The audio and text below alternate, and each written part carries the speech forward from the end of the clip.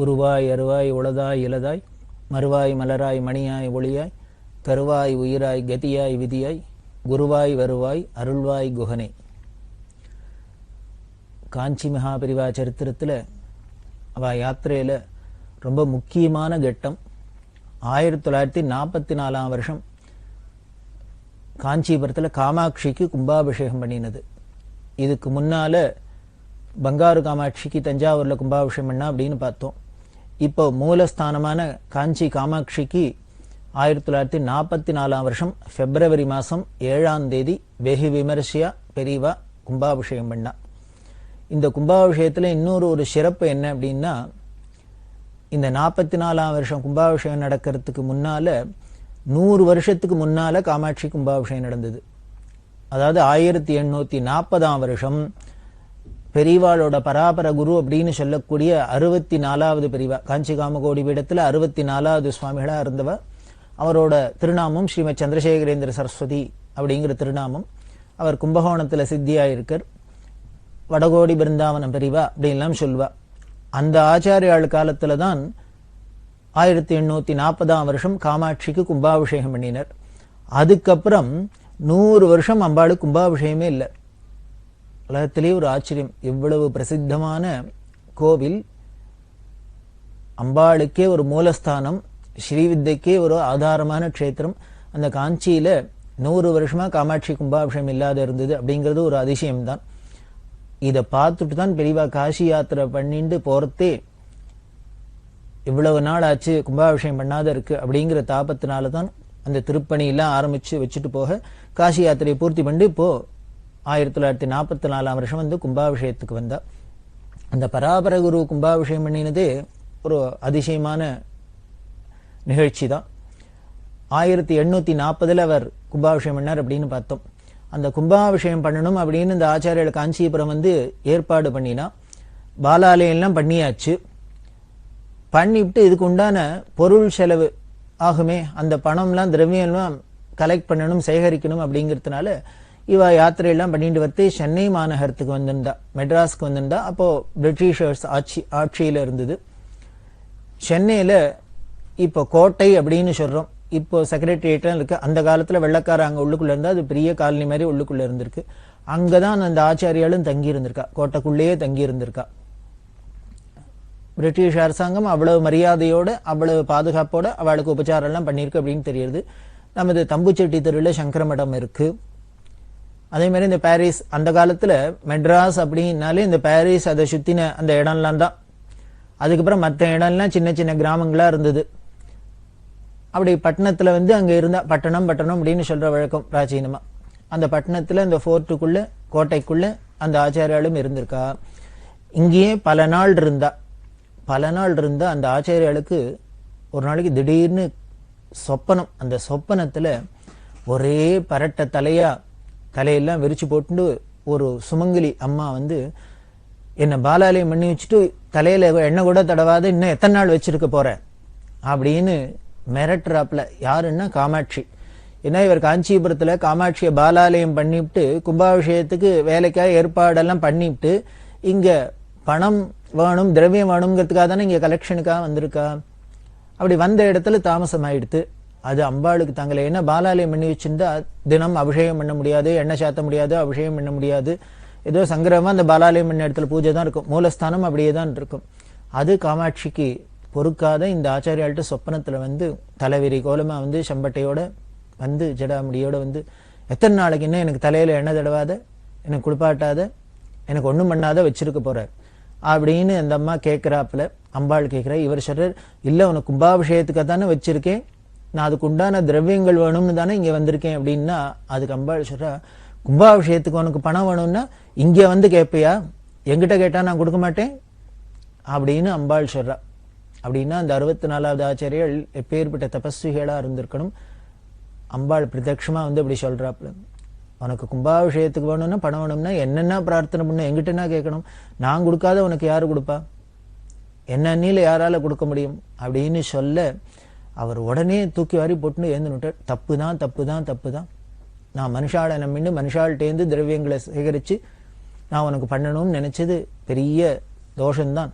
என்னோட அஜ்ஞானம் அப்படி பண்ணிட்டேன், மன்னிச்சுக்கோமா, இன்னுமே ஒரு க்ஷணம் இந்த கும்பாபிஷேகத்துக்கு பணம் வேணும்னு யார்கிட்டையும் போய் நான் கையேந்து நிற்க மாட்டேன், கேட்க மாட்டேன், யாரையும் நம்ப மாட்டேன் அப்படின்னு என்ன பண்ணா, இது வெடிகார்த்தால 3 மணி வாக்குல சொப்பனம். அந்த நிமிஷமே சொப்பனம் கலைஞ்சோடனே இந்த ஆச்சாரியால் முழிச்சு நுட்டா. உடனே என்ன பண்ணா, கூட இருக்கிறவெல்லாம் கூப்பிட்டா மடத்துல, இந்த நிமிஷமே நம்ம காஞ்சிபுரத்துக்கு கிளம்புறோம், இப்ப போகணும் அப்படின்னு விட்டா. அப்படியே தவிக்கிறா. அந்த ஆச்சாரியோட தவிப்பை அதையும் பார்த்தா எல்லாருக்கும் என்ன பண்றதுன்னு தெரியல.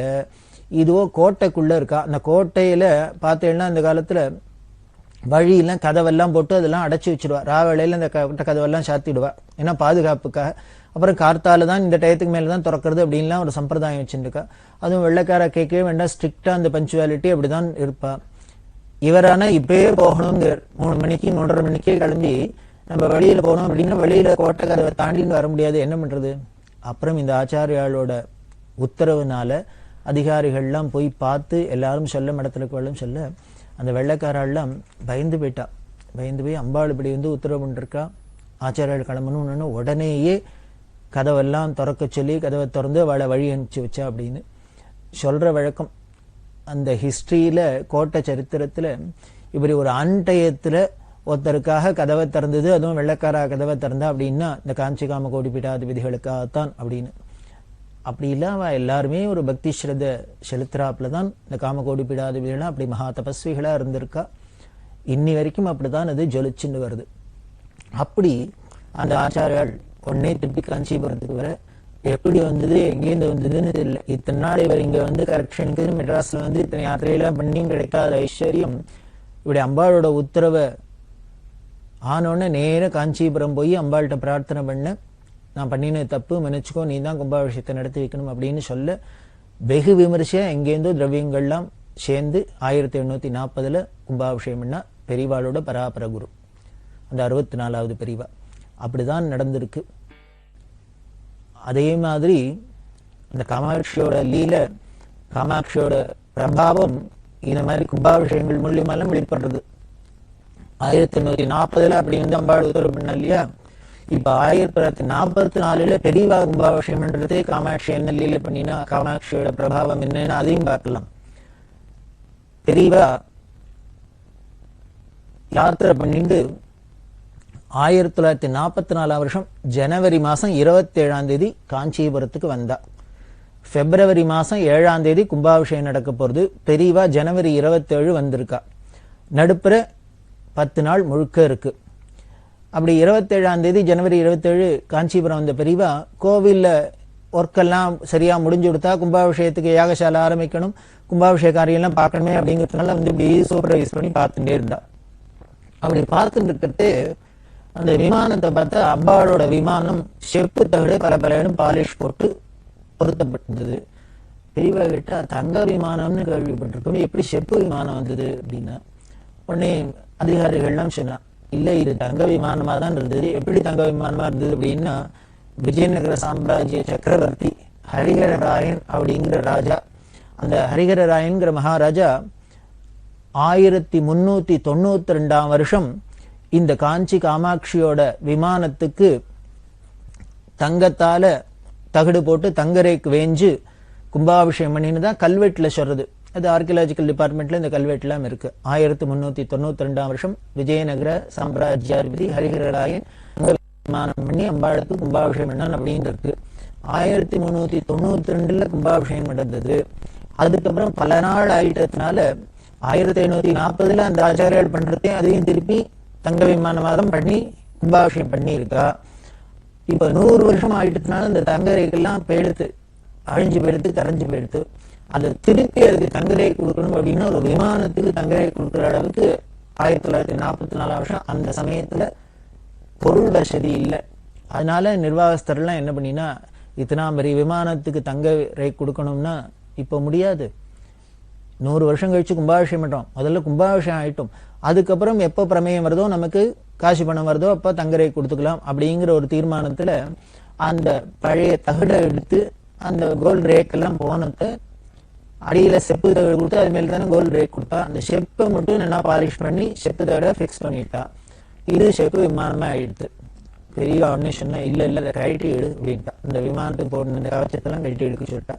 பெரியவா உட்கார்ந்து இருக்கா. பின்னால பிரகாரத்துல ஜனங்கள்லாம் வந்தவா எல்லாரும் தரிசனத்துக்கு பார்த்து நிற்கிறா. பெரியவா திருப்பி திருப்பி சொல்றா, இல்ல இல்ல நாமளே 100 வருஷத்துக்கு அப்புறம் கும்பாபிஷேகம் பண்றோம். அப்படி பண்றதே செப்பு விமானமா இருந்தது தங்க விமானமா பண்ணினாக்க பரவாயில்ல. ஆனா தங்க விமானமா இருந்தது செப்பு விமானமா பண்ணோம்னா என்னமோ மனசு தாபமா இருக்கு. அதனால எப்படியான இதை தங்க விமானமாவே பண்ணி திருப்பி கும்பாபிஷேகம் பண்ணிட்டா தேவையில்லை. அடுத்த கும்பாபிஷேகம் எப்ப பண்ண முடியுமோ எதுமோ தெரியாது. அதனால நம்ம பண்றதே இது முதல்ல இருந்தாப்பிலையான பண்ணணும் அப்படின்னு சொல்லிட்டு இதை தங்க விமானமா பண்ணா தேவையில்லை, தங்க ரேக்கே கொடுத்துட்டா தேவையில்லை அப்படின்னு சொல்லிட்டு இருக்கா. நிர்வாகத்துல சொன்னா இப்ப எப்படி தங்க ரேகை கொடுக்க முடியும்? காசி யாத்திரை எல்லாம் வேற போயிட்டு வந்திருக்கு, பொருட்செலவெல்லாம் ஆயிருக்கு, வசதி இல்லை அப்படின்னு சொல்ல பெரியவானம்னா அந்த நகைக்கடைக்காரெல்லாம் அழிச்சுன்னு வர சொல்லிட்டா. அவள்லாம் அழிச்சுன்னு வந்து எல்லாத்தையும் கேட்டா, இந்த விமானத்துக்கு இந்த பிளேட்டுக்கெல்லாம் மெலீசா தங்க ரேக்கு கொடுக்கணும்னா எத்தனை பவுன் ஆகும் எஸ்டிமேட் சொல்லுங்க அப்படின்னு. அவ எல்லாருமா நீளம் எல்லாத்தையும் அளந்து பார்த்துட்டு இத்தனை பவுன் வேணும் அப்படின்னு சொன்னா. 100 பவுனுக்கு மேல வேணும் அது சொன்னா அப்பா அத்தனை பவுன் வேணுமா, இப்ப எங்க போறது அப்படின்னா.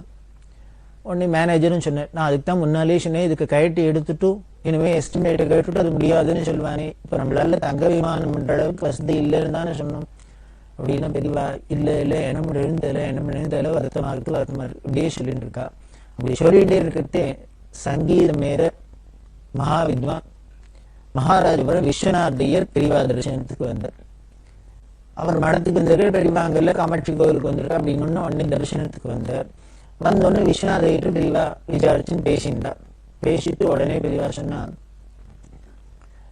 எனக்கே மனசு ரொம்ப தாபமா இருக்கு. என்ன அம்பாளுக்கு கும்பாபிஷேகம் பண்றோம், 100 வருஷத்துக்கு அப்புறம் பண்றோம். அப்படி இருந்தது முன்னால தங்க விமானமா இருந்தது, இப்போ தங்க விமானமா பண்ண முடியலையேன்னு தாபமா இருக்கு. எனக்கு என்ன பண்றதுன்னு தெரியல. அதனால எனக்கு மனசுக்கு கொஞ்சம் சந்தோஷமா இருக்கட்டும், சாந்தி வரட்டும். அதனால நீ ஏதானும் பாடு, அம்பாள் மேல பாடு அப்படின்னு சொன்னா. எப்பொழுதுமே நமக்கு மருந்து என்ன, நம்மளோட கவலையெல்லாம் மறக்கிறதுக்கு சங்கீதம் தானே பெரிய மருந்து. அதனால நீ சங்கீதத்துல கானமழை மொழி அப்படின்னு அவர் சொல்ல மகாராஜபுரம் உருகி பாடினர். அம்பாள் மேல கீர்த்தனங்கள்லாம் பாடுற பெரியவாளும் அப்படியே ஆனந்தமா லயிச்சுன்னு வந்தா. எல்லா கூட அப்படியே சைலண்டா நின்று கேட்டு இருக்கு. அப்படியே தெய்வீகமா இருக்கு அந்த சூழ்நிலையே.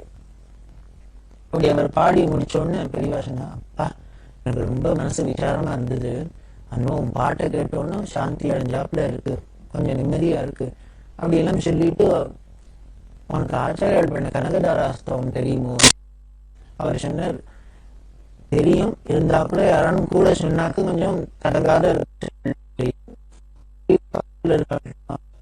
ஒரு யாரோ உங்களுக்கு தெரியுமான்னு தெரியும். உடனே அடுத்தவா எனக்கு தெரியும் எனக்கு தெரியும் உனக்கு தெரியும்னு எல்லாரும் சொல்ல ஆரம்பிச்சுட்டா. ஏன்னா கனகதாராஸ்தவங்கிறது ரொம்ப பிரசித்தமானதாச்சு, எல்லாருக்கும் தெரிஞ்சதாச்சு.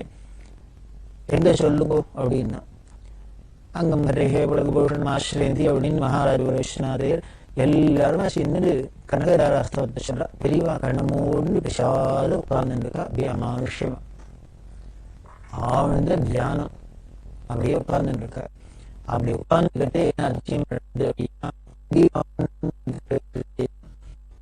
கனகதாராஸ்தவம் சொல்லிகிட்டே இருக்கிறதே முடிகிற சமயத்துல இங்க தரிசனத்துக்கு வந்த லேடிஸ் ஒரு எல்லாரும்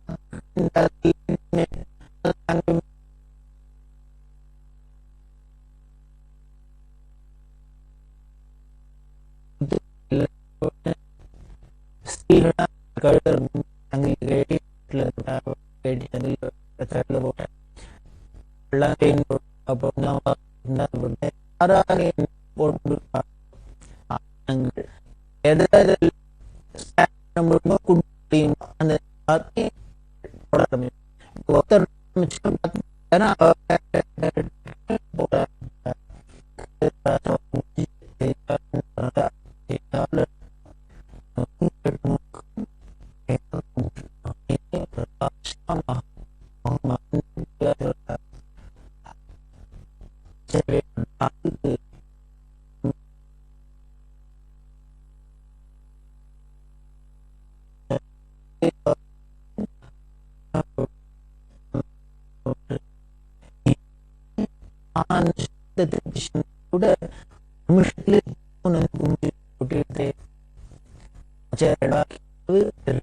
சத்தியம்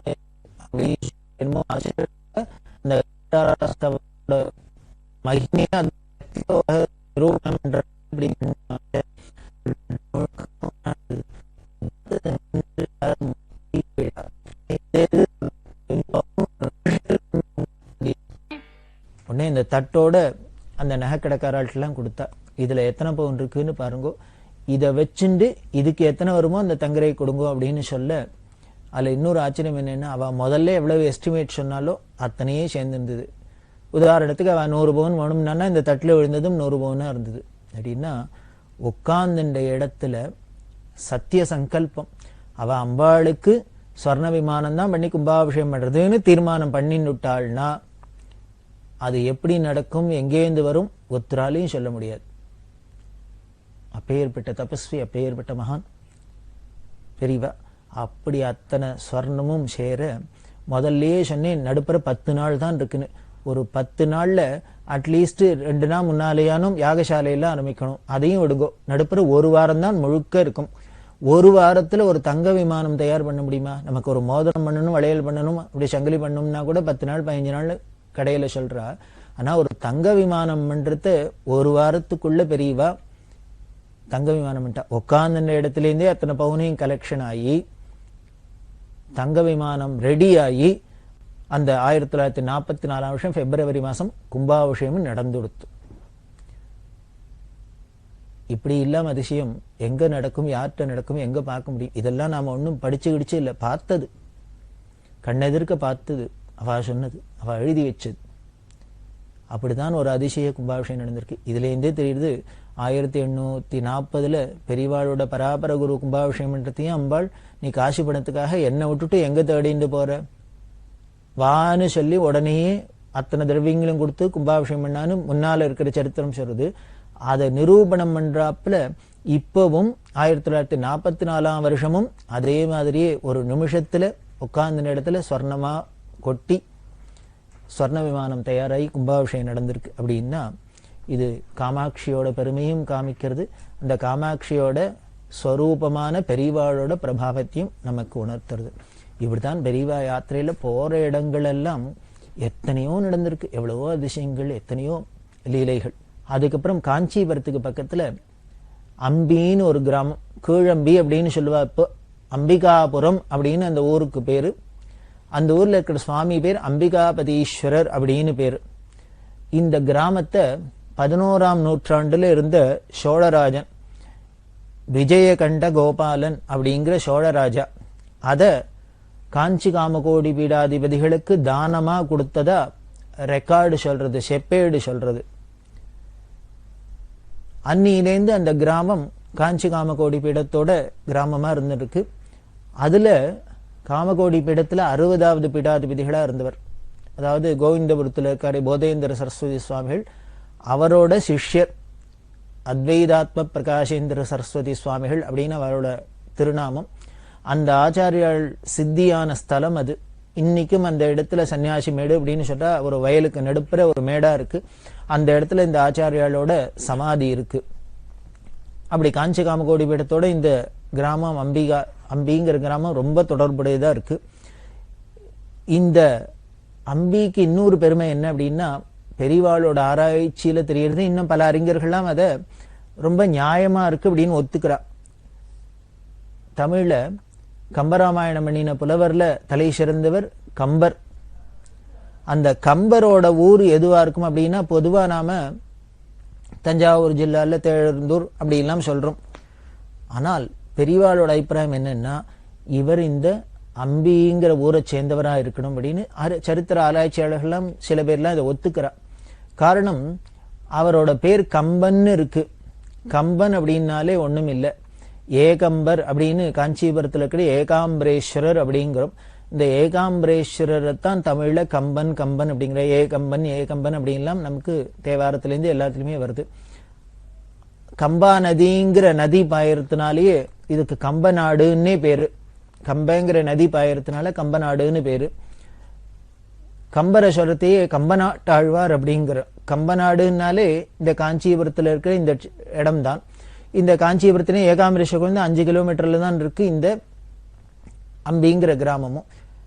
இது சாட்சி நம்பர் 2 கம்பநாட்டாழ்வார்னு சொல்றதுனாலே இவர் இந்த பக்கத்தை சேர்ந்தவரா இருக்கணும்னு. 3வது கம்பரோட பிள்ளைக்கு பேர் அம்பிகாபதினு பேரு, எல்லாருக்கும் தெரிஞ்சிருக்கும் அம்பிகாபதினு. இந்த கீழம்பியில இருக்கிற சுவாமி பேர் அம்பிகாபதீஸ்வரர் அப்படின்னு முன்னமே பார்த்தோம். தன்னோட ஊர்ல இருக்கிற சுவாமி பேரை தான் நம்ம குழந்தைகளுக்கு வைக்கிறதுங்கிறது நமக்கு அநேகமா இன்னி வரைக்கும் ஒரு சம்பிரதாயமா இருந்துட்டு வந்திருக்கு. அதே ஒட்டி தான் போல இருக்கு கம்பரும் தன்னோட பிள்ளைக்கு தன்னோட ஊர்ல இருக்கிற சுவாமியான அம்பிகாபதீஸ்வரர் அப்படிங்கிற பேரை அம்பிகாபதி அப்படின்னு வச்சார் அப்படிங்கிறது ஒண்ணு. இந்த பாயிண்ட் எல்லாம் சொல்ற. அதுக்கு மேல தொண்டை நாடு சான்றோர் உரைத்து அப்படின்னு ஒரு பழமொழி. தொண்டை நாட்டுல தான் சான்றோர்கள் அறிஞர்கள்லாம் நிரம்பி இருந்தா அப்படின்னு. அதாவது சோழ நாட்டுக்கு சோறு உடைத்துன்னு சிறப்பு, பாண்டிய நாட்டுக்கு முத்துடைத்து சிறப்பு, இப்படி சேர நாடு வேழமுடைத்து சிறப்பு மாதிரி இந்த தொண்டை நாடு அறிஞர்கள் நிரம்பினது, சான்றோர் உடைத்து அப்படின்னு சொல்லப்பட்டது. அப்படி இருந்ததுனால்தான், அறிஞர்கள் நிரம்பின பூமியா இருந்ததுனால்தான், பிரதேசமா இருந்ததுனால்தான் கல்வியில் சிறந்த காஞ்சி, கல்வியில் கரை கண்ட காஞ்சி அப்படின்லாம் நமக்கு இலக்கியங்கள்லாம் வருது. காஞ்சினாலே அறிஞர்கள் நிறைந்தது, வித்வான்கள் நிறைந்தது, பண்டிதர்கள் நிறைந்தது அப்படின்லாம் சொல்றோம். அதாவது கடிகாஸ்தானம் அப்படின்னு யூனிவர்சிட்டி எல்லாம் கூட இருந்திருக்கு அது காஞ்சிபுரத்துல. அதை ஒட்டித்தான் பிற்காலத்துல காஞ்சி காமகோடி பீடாதிபதிகள் ஜெயேந்திர சரஸ்வதி சுவாமிகள் ஏனாத்தூருங்கிற இடத்துல பெரியவாளோட பேர்லயே பெரியவா ஆசைப்பட்டா, இங்க ஏதோ பூர்வத்துல கடிகாஸ்தானம்லாம் இருந்திருக்கு, யூனிவர்சிட்டி இருந்திருக்கு, அதே மாதிரியே திருப்பி இந்த காஞ்சிபுரம் அதோட புத்தி பிரகாசத்துக்கு அறிவுக்கு சிறந்து விளங்கணும் அப்படின்னு ஆசைப்பட அவளோட சிஷ்யாளான ஜெயேந்திர சரஸ்வதி சுவாமிகள் அந்த ஏனாத்தூர்ல பெரியவா பேர்லயே ஒரு சந்திரசேகரேந்திர சரஸ்வதி விஸ்வ மகாவித்யாலயா அப்படின்னு யூனிவர்சிட்டியும் ஸ்தாபிதம் பண்ணிக்கா. அதுதான் கடிகாஸ்தானம் அப்படின்னு. பெரிய பிரம்மாண்டமான லைப்ரரி இருக்கு, எல்லாம் அங்க இருக்கு. எதுக்கு சொல்றேன், இந்த கடிகாஸ்தானம் முதற்கொண்டு யூனிவர்சிட்டி முதற்கொண்டு இருக்கிற அளவுக்கு இந்த காஞ்சிங்கிறது ஒரு காலத்துல புராண ரீதியாகவும் வரலாறு ரீதியாகவும் பிரசித்தமா இருந்திருக்கு. அதோட மட்டும் இல்ல, இன்னும் மற்ற மதத்தை பார்த்தீங்கன்னா சமண மதம் முதலான மதங்கள்லாம் கூட இந்த காஞ்சியை ரொம்ப முக்கியமா வச்சிருந்திருக்கு, அறிஞர்கள்லாம் இருந்திருக்கா. அப்படி இருந்ததுனாலேயே தான் ஆதிசங்கர பகவத் பாதாளும் இந்த காரணத்தெல்லாம் உத்தேசிச்சு சர்வஜ்ஞ பீடத்தை இந்த காஞ்சிபுரத்துல தான் ஸ்தாபிதம் பண்ணி சர்வஜ்ஞ பீடாரோகணம் பண்ணினா அப்படிங்கிறது எவ்வளவு பொருத்தமா இருக்கு அப்படிங்கிறது எல்லாருமே தெரிஞ்சுக்கலாம். இப்படி ஆச்சாரியாலும் சர்வஜ்ஞ பீடாரோகணம் ஸ்தாபிதம் பண்றதுக்கும் இந்த தொண்டை நாடுதான் முக்கியமான ஸ்தலமா இருந்திருக்கு, மோட்சபுரியில ஒன்னா இருந்திருக்கு, இத்தனை சிறப்பெல்லாம் இருக்கு. இதெல்லாம் வச்சுட்டு தான் இந்த அம்பிகாபுரம், இந்த அம்பிகாபதீஸ்வரை இதெல்லாம் வச்சுட்டு கம்பருக்கும் இந்த இடமா இருந்திருக்கலாம். அப்புறம் அவ மைக்ரேட் ஆகி அந்த பக்கம் எங்கேயானும் போயிருக்கலாம் அப்படின்னு பெரியவா சொல்ற. அதனால கம்பரும் இந்த தொண்டை நாட்டை சேர்ந்தவர் தான், காஞ்சிபுரத்தை சேர்ந்தவர் தான் அப்படின்னு பெரியவா சொல்லிக்கிறார். ஏன்னா பெரிய பெருமைன்னா எதுவா இருந்தாலும் ஒரு அறிஞர் இருந்தான்னா ஒரு மேதாவி இருந்தான்னா அவ ஊரை சேர்ந்தவா அப்படின்னா அந்த பிரதேசத்துக்கு ஒரு பெருமை தானே. அப்படி இப்படி இதெல்லாம் பெரியவாளோட ஆராய்ச்சியில ஒண்ணு, ரொம்ப அபூர்வமான ஆராய்ச்சி ஒண்ணு. இப்படி யாத்திரை தொடர்றது.